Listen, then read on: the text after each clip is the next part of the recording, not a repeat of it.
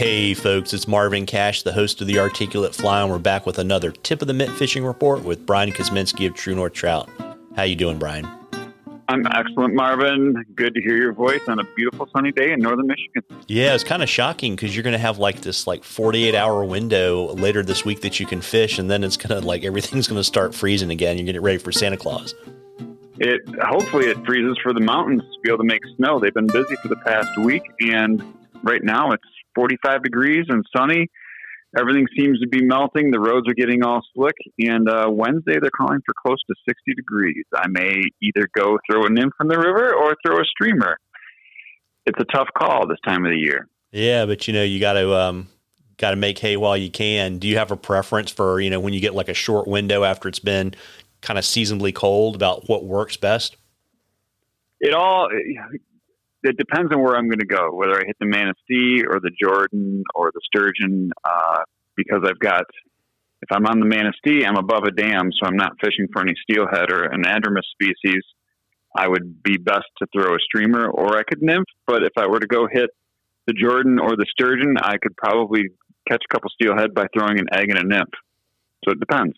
Yeah, got it. And I would imagine, too, folks shouldn't be fooled to think that the bite window is earlier just because it's warm one day. It's still kind of later in the day, right?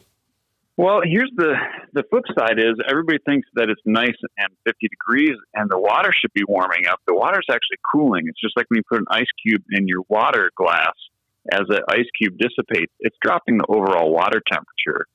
So as the snow is melting, that's going into the ground and getting into the river at 33, 34 degrees. It's dropping the water temperature from 45 to 39. You know what I'm saying? Yeah, absolutely. So you basically need to go find where springs are coming in and things like that to kind of up your chances a little bit. Exactly. Any feeder creek, and sometimes just deeper runs where that water might just thermocline itself and you'll have pockets of warm, cold, and that's where your fish generally tend to conglomerate. Yeah, interesting. And, we've got a question this time for you, Kaz.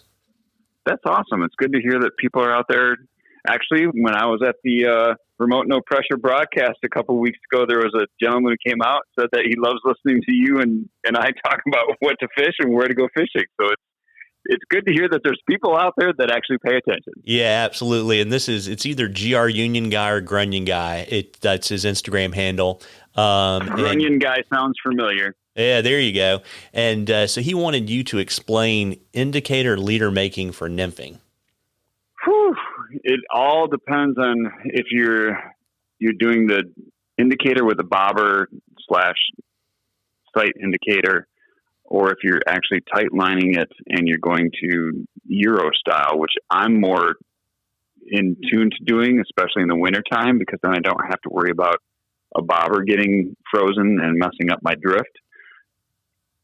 Essentially, in the Euro style, you don't have to worry about the line itself. The fly line is non-existent. I'm going to put 25 to 30 feet of maxima, 25 pound or 30 pound maxima, and run that all the way down to a sighter, which is going to be it's either like an orange or a yellow monofilament that you can buy from Umpqua, from Rio, or from Scientific Anglers. And you can tie that onto your line and put a 2 or 3 foot section on there. So that's what you're going to focus on. And then you use a tippet ring and tie that to your sighter.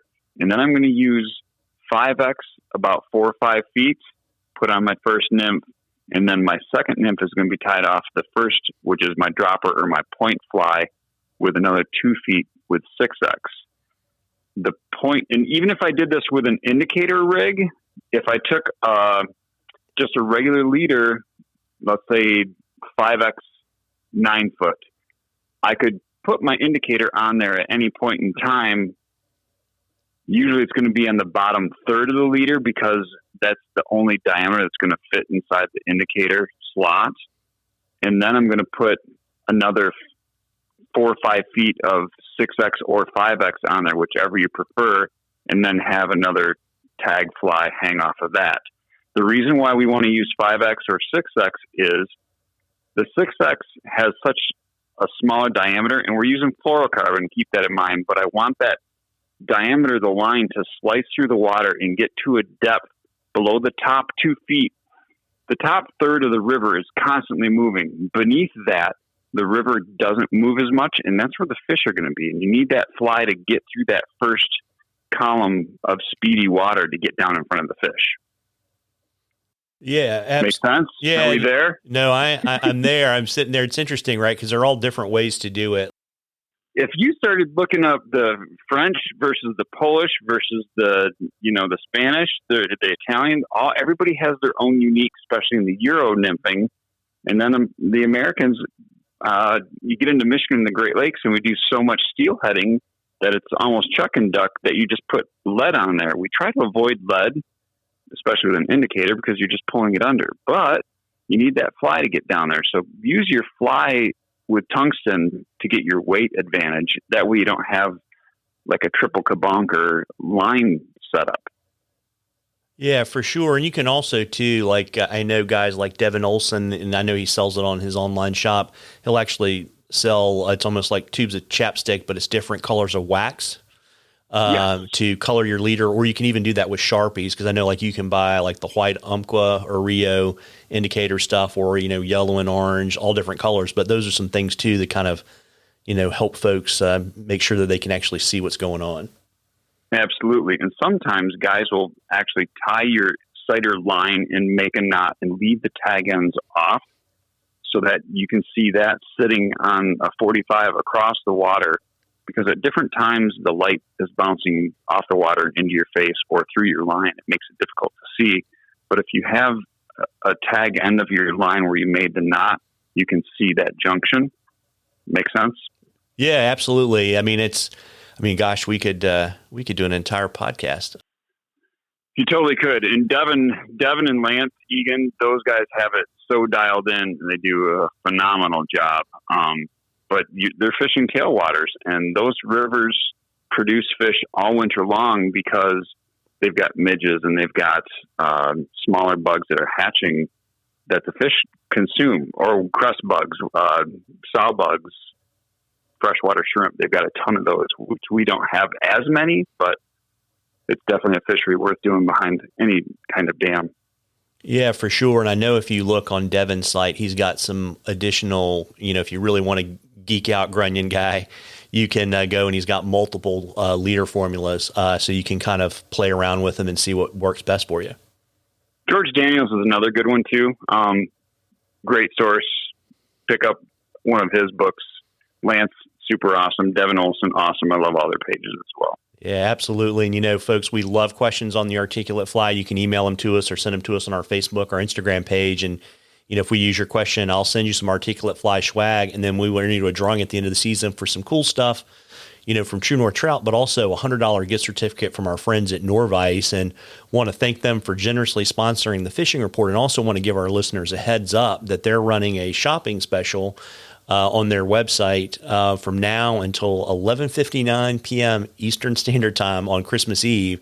And if you go to the Norvice website at www.nor-vice.com and you buy a gift card of $100 or more, you will get a $25 discount. I mean, not a $25, 25% discount on your next purchase from the website. And all the details are on that gift card page. If you're interested in that, you ought to go check it out. And pretty cool, right? That's awesome. I would jump on that in a heartbeat. Yeah, absolutely. I know one of the rules is you can't give a gift to yourself and get the discount. So no double dipping. Well, unless there's another member in my family that has a different last name. Yeah, well, I'll leave that to you. You're conscious. Yeah, and you can talk. I'm good. Yeah, you can talk to Tim about that. But before I let you hop, why don't you let folks know where they can find you? Obviously, it's not prime guide time now, but with the holidays coming around, I'm sure it's a great time for folks that want to give the gift of guided fishing to book a trip to maybe hit spring steelhead with you or something else. Absolutely. And we were just talking about buying experiences instead of buying material items. Christmas gift certificates for fly fishing trips are an excellent idea. You can contact me through TrueNorthTrout.com, also on YouTube, Instagram, and Facebook. Love to hear your input and send me some information. And we want some more questions, don't we? Yeah, absolutely. And Grunion guy, if we didn't answer your question all the way, just hit us back again, and we're happy to talk about this the next time. And Cause this is the last fishing report we're going to do this year. So happy holidays. Absolutely. So I want to wish everybody a Merry Christmas and a Happy New Year and tight lines. Merry Christmas to you as well. Thanks very much. Have a great new year. You too.